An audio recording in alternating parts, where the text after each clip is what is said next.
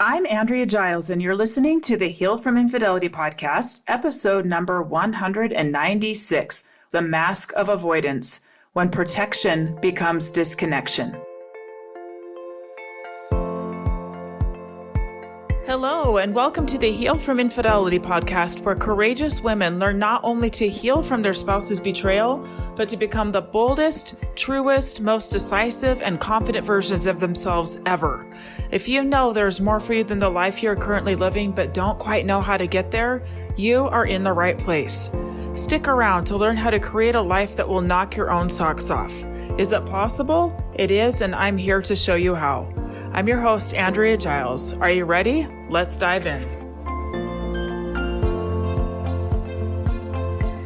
Hello, everybody. Welcome back. Welcome back to another episode of Heal from Infidelity. Before we jump into today's topic, I want to make sure you know about a recent thing that I launched, which is called Heal on the Go. You are here because you like audio. You like to listen to podcasts.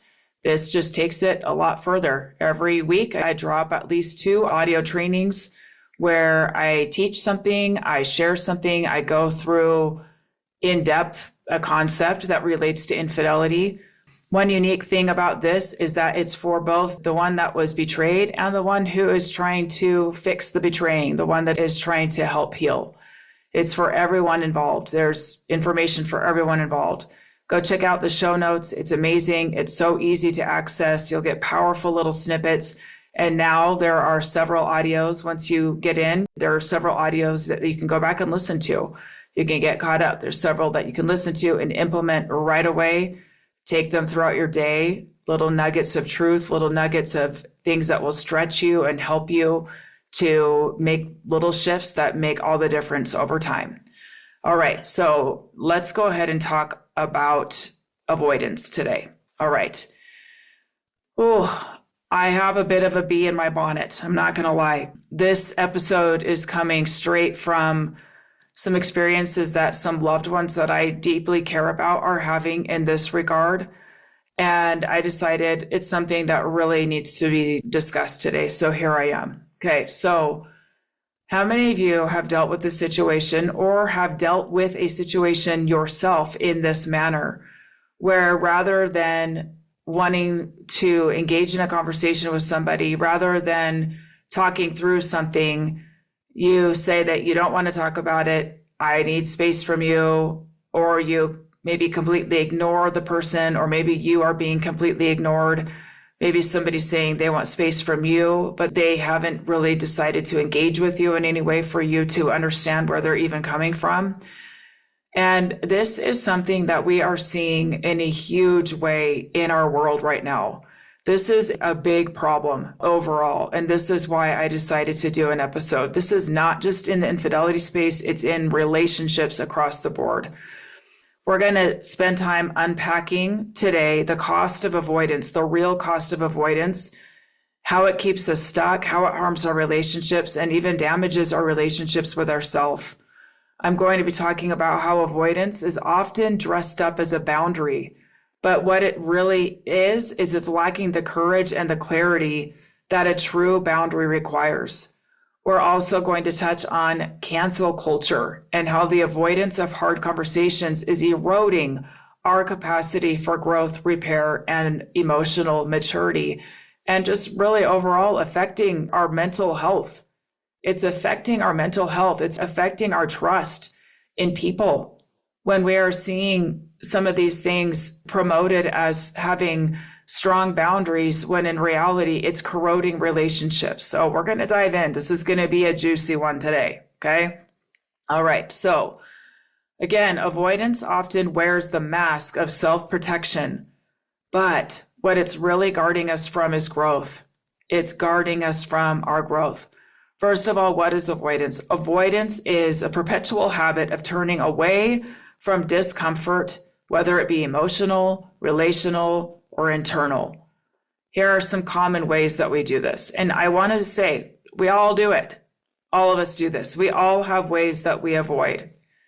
Some ways that we do it are by withholding our feelings, by not sharing how we actually feel with somebody else, and maybe pretending like we're fine.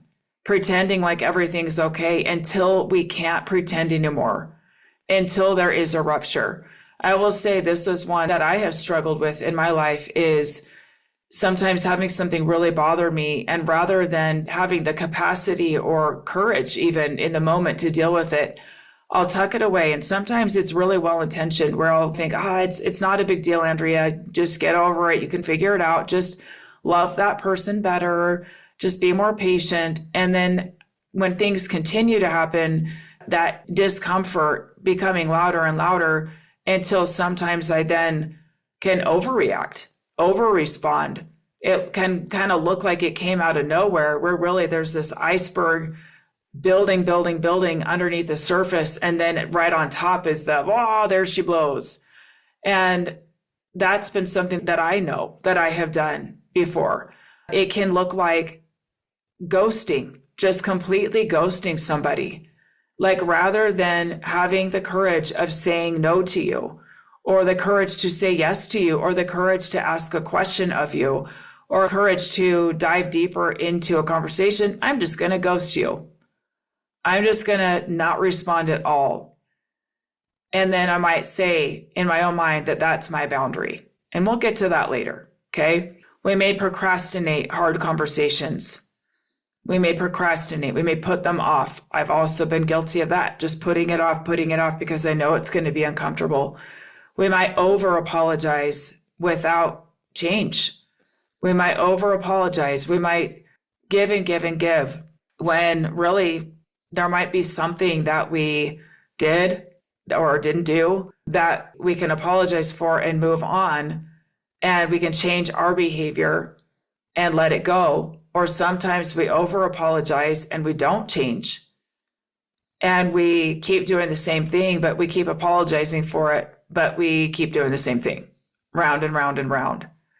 And this can be something that other people do to us, that they are, oh gosh, I'm so sorry. Yes, I'm sorry. Oh yeah, I did that again. I'm so sorry. But they're not actually changing. I promise you, it comes down to an emotion that they're afraid to feel. Okay. It can look like physically or emotionally withdrawing. It can look like physically removing yourself from a situation and just walking out, hiding out, going, it's too intense. I need a minute. And, the way that this looks in avoidance looks different than a very conscious, I need a minute. Because in a very conscious, I need a minute, this actually happened last week in my home. I had just gotten off a day of calls and was thinking about some things going on in my life, and just started to feel a little bit flooded, a little bit anxious, a little overwhelmed. And I walked out into the kitchen, and my little 3-year-old, as 3-year-olds can be, she was being pretty demanding. My husband was sitting there wanting to go over some finance thing with me. And I could just feel my body feeling more and more like, just anxious and worked up. And so rather than just running out, I said, hey, I want to talk about this, and we can get back to it a little bit later. But for now, I just need to give myself a second. I need a minute. And it was a beautiful day. I sat outside on the back deck, sitting on my porch, and took some deep breaths and just sat with myself. And of course, my little girl toddled on out after a while, but it was fine because I was in a position where I was like taking control of myself. And that is different than avoidance. Okay, that's responsibility. Avoidance is where we just bail, where we're like, I got to get out of here. And there's no accountability. Sometimes we're making the other person wrong for it. Sometimes we literally just like walk out of a conversation, mid-conversation. And we're going to talk a little bit about the impact of that, the cost to that. It is heavy. It is heavy. Okay. These forms of avoidance, they can give us short-term relief. They can make us feel a little relief in the moment, but they are creating some long-term damage. And not just with yourselves, but with others. Not just with others, but also with yourselves. It goes both ways. All right. What does avoidance with ourselves look like? When we avoid our own pain, our own truth, or our own emotional responsibility, it compounds. It compounds, okay? It can look like making it a habit to numb out, to just peace out, like to keep ourselves busy, to do behaviors that are keeping our brain busy, keeping our mouth busy, keeping our hands busy so that we don't have to think, so that we don't have to actually drop into pain. It can look like perpetually staying in a blame cycle of blaming others and finding everybody else around you wrong instead of looking inward and going, okay, I'm not saying to turn that finger around and stop blaming others and turn that finger around and blame yourself. That's not at all what I'm saying. It's more like, if I were willing to feel here instead of blame, what might I feel and why do I not want to feel that? Oh, I might feel where, yeah, there's some things that I was responsible for too. There might be just real raw hurt there. That blame and that kind of indignant, like, oh, how dare you, can feel less threatening and less painful than letting yourself feel deeply hurt. Interesting, right? Another thing we can do is keeping really busy, over functioning, always have things going on, always have things that are distracting us, always have stuff happening so that we don't have to face our own feelings, so that we're too busy to be still. We're too busy to feel what's going on inside of us at a deeper level. The problem with this is that this is actually keeping us from our own medicine. Did you know that you have your own medicine in you? You really do. You are your best medicine. And this kind of avoidance keeps us in a perpetual state of self-abandonment. We keep abandoning ourselves by staying too busy, by numbing out, by blaming. And the sad thing, the reality is that we can't heal what we don't face. It cannot be done. We can't heal what we don't face. It's like, for example, if somebody has an injury, like a physical injury, and they just keep masking it with medication and then need stronger and stronger medications, and then might feel some relief for a little while, you know what? Eventually, there's not going to be any medication that is strong enough. And they're going to have to face it. They're going to have to deal with the injury. It's the same with our emotions. We can mask it. We do it all the time. And it's going to get louder. What we resist persists. It gets louder until we listen to it, until we face it. And it's in the facing it and in the surrendering to whatever we have to feel, pain, loss, grief, anything, whatever it may be, it's then that it actually starts to heal. Isn't that beautiful? Isn't that beautiful? All right, let's talk now about avoidance in relationships. Avoidance in relationships appears like keeping the peace, but it actually really erodes connection and trust. It can look really noble. It's a tricky bugger. It can look really noble. It can look like, look what a peacemaker I am. I'm not going to fight with you. It can look like, you're the one that keeps bringing stuff up. You're the one that keeps having problems. And we should just be happy and move on and be positive and look how negative you are. And the problem with this form of avoidance is it can lead to assumptions. For example, if we're not talking, we don't know what the other person is thinking. If we're not saying it, we don't know what's going on. If we're not asking questions, we're left to our own devices, right, of whatever we concoct in our brain. And sometimes, a lot of the time, we get it dead wrong. I find with myself that more often than I'd like to admit, I make assumptions that I really don't know. And why we do this to protect ourselves, we do this to avoid things within ourselves. And when we can just cut the crap, for lack of better terms here, and actually talk and work through the conflict, we move past assumptions and into real data, real information.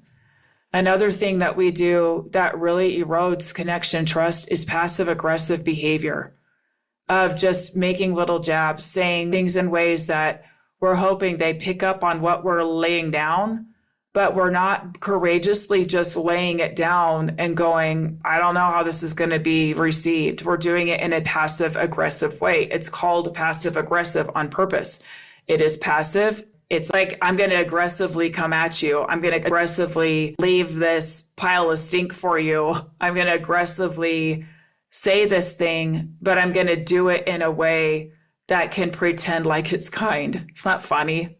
I'm going to do it in a way that I can feign innocence or ignorance. Isn't that interesting? Where I can just kind of be like, what do you mean?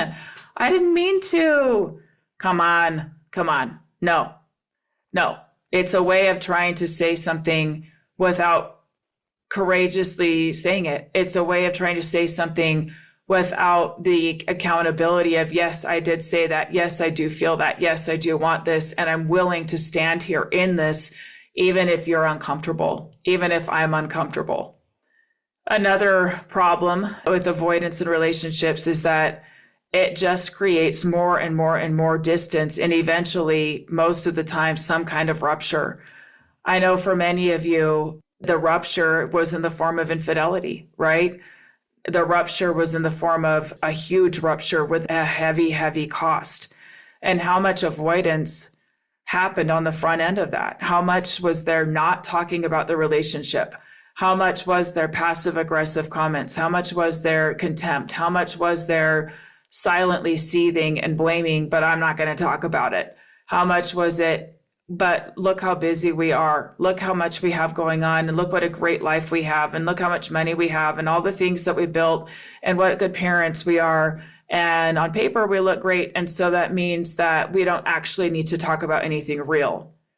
And I don't need to be held accountable for anything real, because look at all these amazing things that I'm involved in.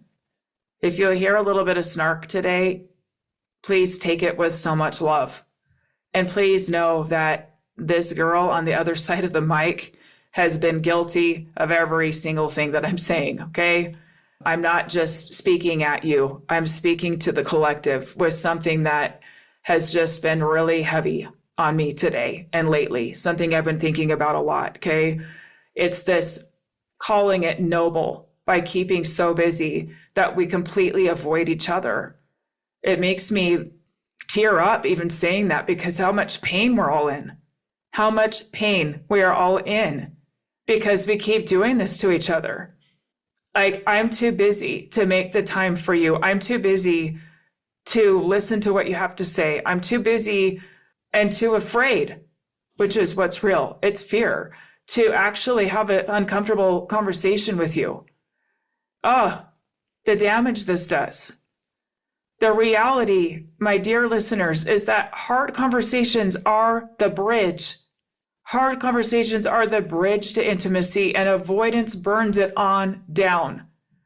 Avoidance burns the bridge down. It burns it to the ground. And avoidance makes it much harder to build a bridge later. Okay? The hard conversations, conflict, frustration, anger, hurt, those are not the things that burn the bridge down. Those keep things engaged. We're here. We're in this together. We're both on this bridge. We're going to engage because we care about each other. And I'm not talking about tit for tat. You did this, you did that. It's like, I care enough to continue to stand here. I'm not standing here just to be right or just to win. Okay? It's really more about, I'm standing here because I care about you, and I don't quite know how to handle this, and I don't quite know the way through, and I might lack the skills, and I care enough to stay here. Avoiding it altogether is going to burn the bridge, and it becomes much harder and actually requires a lot more skill because you're starting from a burned bridge, right? It becomes much harder. Okay, now on to the next. When boundaries are really avoidance. Real boundaries are communicated clearly. Real boundaries are about what you will do, not controlling the other person.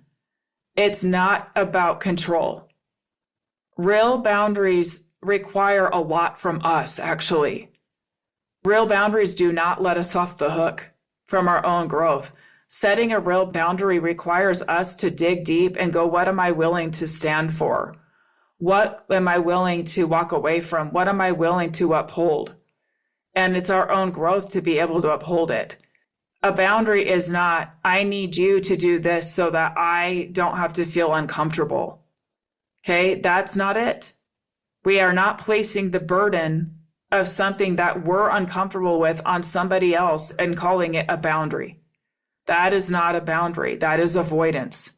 For example, looking at like, I'm blocking them for my own peace. I'm blocking this person for my own peace. That's avoiding the discomfort of being seen or misunderstood. It's avoiding. I don't want to have to feel this way. And so I'm just going to block them. And then I'm going to call it me taking really good care of myself. Now, I do think that there are times that blocking can be really beneficial. I think when we have done our best to really work through conflict, to really speak in a mature way, and somebody is still unwilling to honor that, that may be a solution. But too often in this culture that we are in, it's like, oh, you said one thing that made me uncomfortable. And rather than actually having a mature conversation with you and caring about you as a person who is human, who is messy, I'm just going to cut you out. And I'm going to call it protecting my energy. And instead, me protecting my energy is really, I'm ghosting you because I don't want to say the hard things and I don't want to feel the conflict. And it can masquerade as strength, but true boundaries don't come from that place. They come from a place of ownership, not escape. They come from a place of strength. They come from a place of, I know that I can handle myself even if it gets really uncomfortable. And I care enough about myself and I care enough about this relationship that I'm willing to set this boundary knowing that I can uphold it. And maybe we can work out something in a more respectful manner, okay? Now, cancel culture, it reinforces disconnection over dialogue. It reinforces it. We praise cutting people off instead of learning how to have uncomfortable conversations. We praise cutting people off without naming what the hurt is, without blame, without growing our own relational skills to get to the root of why it's bothering us in the first place. Like, instead of, oh my gosh, this is so triggering to me, so I just got to cut this off so I don't feel triggered anymore. The real flex is understanding, why is this triggering to me? Why does this bother me so much? What is it? A trigger touches on something that is unhealed in us. A trigger is an invitation to look deeper and go, why am I giving this so much authority and so much power? It doesn't mean eventually maybe we don't move away from this thing or do something different or change our relationship with it. But when we are just cutting it off at the start, we are cutting off our own healing. We are keeping ourselves in such a bubble that life will become quite impossible. This cancel culture piece can become quite performative. It can look like somebody who's really strong and look how they're taking care of themselves. It is not transformational. It is not relationship growing. It is very keeping people in a very immature state, actually. It's keeping people playing small. It's keeping people from their own growth, from their own healing, All right, to wrap this up today, what to do instead? Avoidance is costing us emotional maturity, connection, integrity, peace, and it's delaying our growth. Okay? What to do instead? Learn the difference between discomfort and danger. Practice repair, not just retreat. When you feel the urge to avoid, pause and ask, what am I afraid to feel or to say? What would it mean to stay just a little longer in the discomfort? Is there an opportunity here for clarity, honesty, or repair? And it may be that I say, hey, I care about this relationship enough. I'm not cutting you off. I'm giving myself a minute to get clear so that I can respond from a place of clarity and not anger. That is maturity. Okay, we can give ourselves space, but there's a way to go about it that keeps that bridge there. We're not burning that bridge down. Okay, we all do this. We all avoid at times. It's a human thing to do, but healing and growth and depth live on the other side of staying present. Boundaries are really powerful, but only when they're rooted in self-responsibility and not escape. Not escape, okay? You don't build stronger relationships by avoiding fire, by avoiding pain. You build them by learning to walk through it and holding your head up high and growing and giving yourself grace as you do it. All right, my friends, thank you for being here today. I hope every single one of you takes this today and goes inward and asks yourself these tough questions and look around too at where you see others avoiding you and speak up. Okay? All right. Thank you. I'll see you next time. Thank you for listening to the Heal from Infidelity podcast. If you would like to be kept in the know about upcoming free classes, new podcast episodes, and other ways of working with me, go subscribe to my weekly email. You can subscribe at AndreaGiles.com/lies-about-infidelity/. Again, it's AndreaGiles.com/lies-about-infidelity/. I will see you next time.